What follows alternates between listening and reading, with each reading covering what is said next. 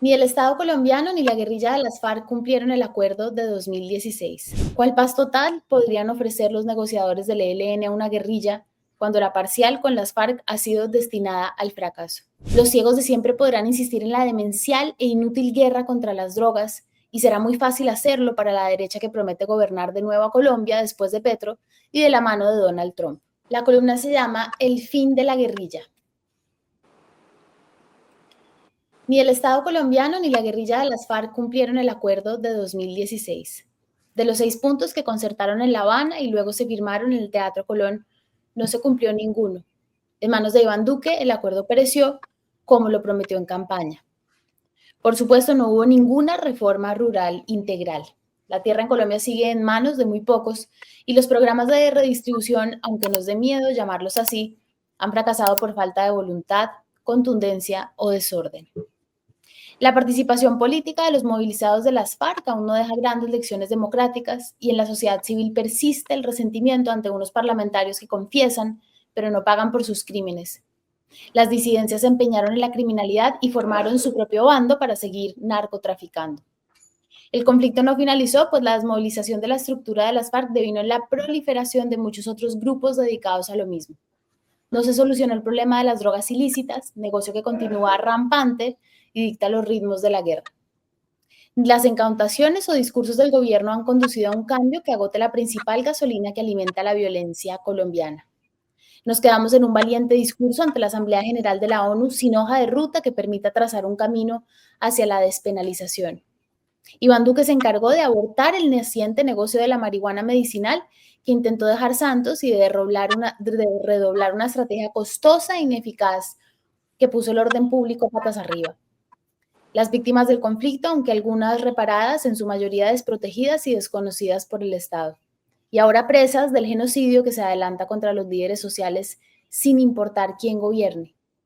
La implementación, verificación y refrendación del acuerdo hoy son ilusiones que dependen de una voluntad política que no existe, ni siquiera en este gobierno de izquierda.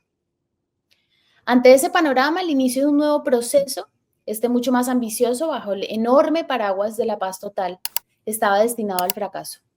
No solo se trataba de las tensiones y obstáculos de la fórmula grandilocuente de Petro, sino de la realidad de un país en el que nunca se detuvieron la guerra y los dolores que la alimentan. ¿Cuál paz total podrían ofrecer los negociadores del ELN a una guerrilla cuando la parcial con las FARC ha sido destinada al fracaso?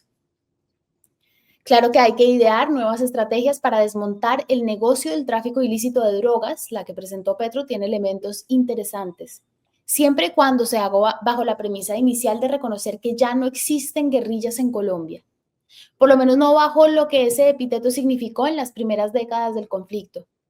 No hay ropaje ideológico que puedan vestir los grupos que actualmente existen para esconder que se reparten el país para traficar cocaína y todo tipo de estupefacientes, para destruir los ecosistemas con minería ilegal, para traficar personas por las fronteras y para hacer todo tipo de fechorías menos propender por el bienestar o liberación del pueblo. El proceso de paz del presidente Juan Manuel Santos sí representó el fin de las guerrillas. Por lo menos permitió lapidar ese concepto porque entendimos que el Estado no podía garantizar los cambios que sirven a los fines discursivos de estos grupos, ni ellos estaban interesados en conseguirlos. Y además, que esas ropas y botas las vestiría cualquier otro, con cualquier excusa. ¿Cuál ejército de liberación nacional ni qué cuentos? Cualquiera que sea el título rimbombante o romántico que quieran ponerse, a la lucha armada, si alguna vez significó algo, si alguna vez sirvió para perseguir o reivindicar ideales, se la tragó el crimen rampante y sin bandera. Seguir creyendo que hay una contraparte con la cual discutir la institucionalidad y sus dinámicas de desigualdad legitiman un aparato que ya no existe. Y ahora, el Estado colombiano se enfrenta a la imposible condición de que las causas del conflicto, la pobreza, la desigualdad, el narcotráfico, la acumulación de la tierra, persisten. Y al otro lado de la mesa de negociaciones ya no quedan guerrillas que puedan enfrentar, sino carteles, bandas criminales, pandillas. El bálsamo vendrá tras el fin de la inequidad, el narcotráfico, la acumulación de tierras y la presencia inconsistente e insuficiente del Estado en todo el territorio y otras utopías. Mientras tanto, los ciegos de siempre podrán insistir en la demencial e inútil guerra contra las drogas y será muy fácil hacerlo para la derecha que promete gobernar de nuevo a Colombia después de Petro y de la mano de Donald Trump. El fin de las guerrillas ya no garantiza el fin de la guerra, y esta realización serviría para enfocarse en mejores soluciones, pero lamentablemente también en las mismas de siempre que afianzan la violencia. Esa es la columna. Bueno, pues Anita, presente, es muy interesante, nos da un marco perfecto para la discusión. Quisiera rogarte que nos presentaras a nuestro invitado de hoy. Bueno, nuestro invitado de hoy es el ministro Juan Fernando Cristo. Juan Fernando Cristo es un político de toda la vida. Fue además un agente muy importante en la negociación y suscripción del acuerdo de paz entre el gobierno, entre el Estado colombiano y la guerrilla de las FARC. Y es también, y quiero anotar esto, víctima él personalmente de la guerrilla del ELN, y tal vez podemos hablar un poco con él sobre eso. Ministro, buenos días y muchas gracias por estar en Los Danieles.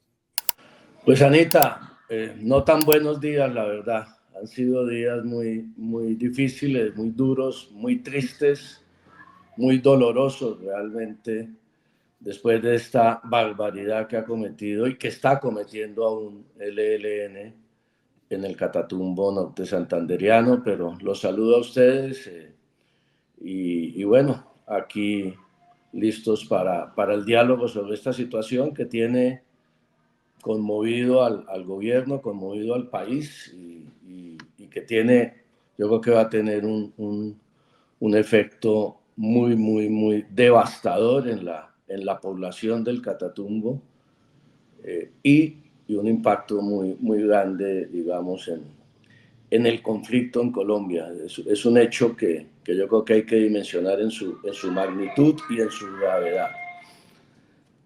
Señor ministro, usted tiene, digamos, varios hilos que lo unen a esta terrible situación de manera, pues, no solo política, sino afectiva. Usted ha sido negociador de paz muy caracterizado y, digamos, una de las personas que ayudó a desbloquear el proceso con las FARC en La Habana en el gobierno de Juan Manuel Santos. También ha sido impulsor de este proceso con el ELN y al mismo tiempo víctima del ELN.